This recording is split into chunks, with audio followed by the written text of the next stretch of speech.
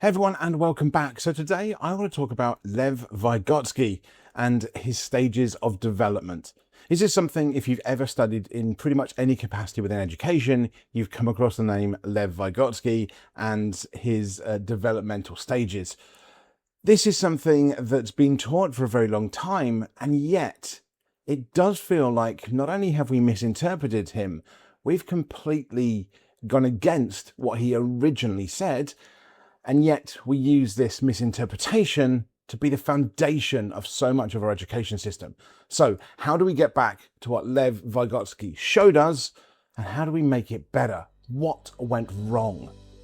Lev Vygotsky died in 1934 at the age of just 37 from tuberculosis in Moscow. He'd been working as a psychologist for barely a decade.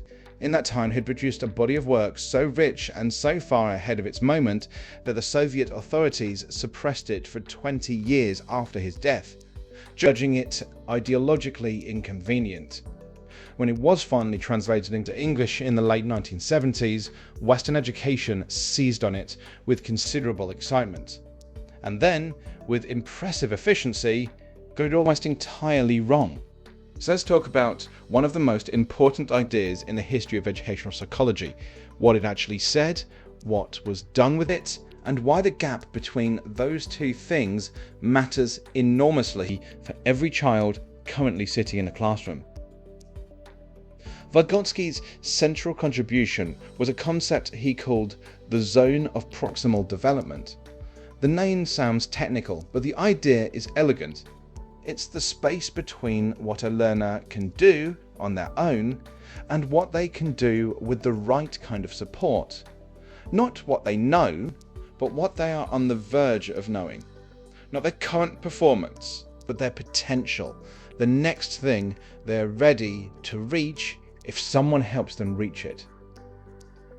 Vygotsky was making a radical argument against the educational orthodoxy of the time. The dominant view was that you assessed what a child could do independently and taught from there. That independent performance was the measure of where a child actually was. Vygotsky said that this completely missed the point. What a child could do alone told you about their past development. What they could do with guidance told you about their future. And it was the future that education was supposed to be about. He also argued with equal force against standardized testing as a measure of intelligence. Tests, he said, only measured what a child had already learnt. They were a photograph of yesterday, being used to predict tomorrow. The Zone of Proximal Development offered something genuinely different, a way of understanding each child not as a fixed point on a scale, but as a direction of travel. That's a profound and generous idea. It insists that potential matters more than performance, that where a child is going is more important than where they currently are, that the teacher's job isn't to measure what already exists, but to help create what doesn't exist yet. When Western education encountered this idea in the 1970s, it attached it to a concept called scaffolding, a term Vygotsky himself never used, introduced by the psychologists Wood, Bruner and Ross in 1976. Scaffolding developed the temporary support a teacher provides to help a learner cross the gap in their zone of proximal development. The analogy is architectural. Just as scaffolding holds a structure up whilst it's being built and is then removed, the teacher's support holds the learner up whilst they develop the capacity to stand alone. It was a genuinely useful metaphor. It also contained, embedded within it, the critical word that the education system quietly dropped: temporary. Vygotsky's entire theory of development depended on the withdrawal of support as competence grew. The scaffolding goes up, the building rises, the scaffolding comes down. The point is always independence. The point is always that the learner reaches a place where they no longer need the guidance that got them there.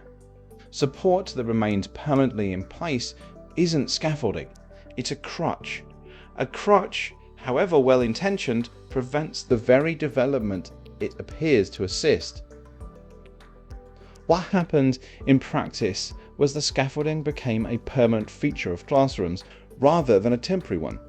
Sentence starters left on the board indefinitely, writing frames provided for every task rather than withdrawn as the skill developed, worked examples never removed, hint sheets never taken away, support never faded, because fading left like withdrawal and withdrawal felt unkind.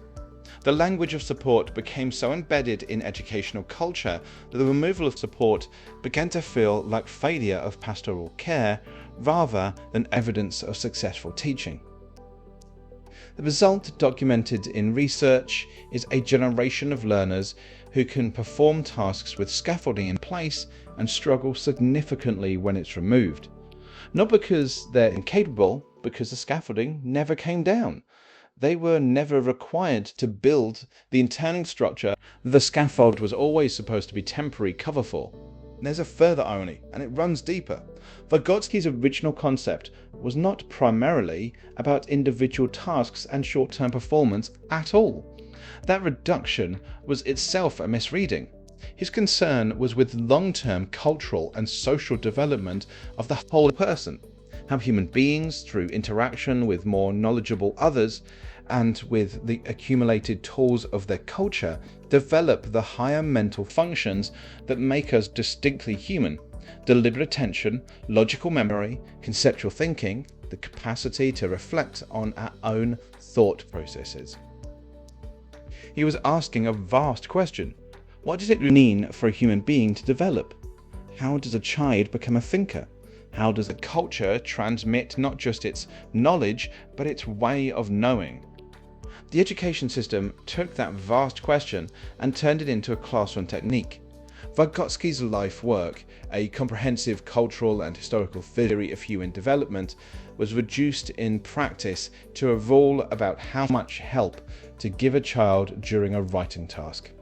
The trivialization was so complete that most teachers trained in his name had encountered only a sketch of what he actually argued, attached to a set of practical strategies he never devised.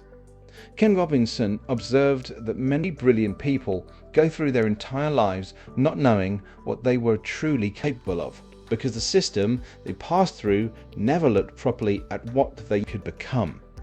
Vygotsky gave education the precise theoretical tool to look differently, to see not the fixed point but the direction, not the current performance but the latent potential, to ask of every child not what have you already learnt, but what are you ready to reach.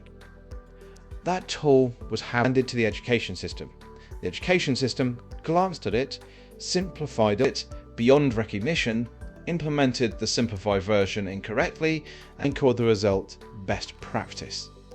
Vygotsky spent his brief career arguing that human potential wasn't fixed, not fully visible in any test score, not exhausted by any single measure of current performance. He died before he could see what would eventually be done with that argument. Perhaps that is a mercy.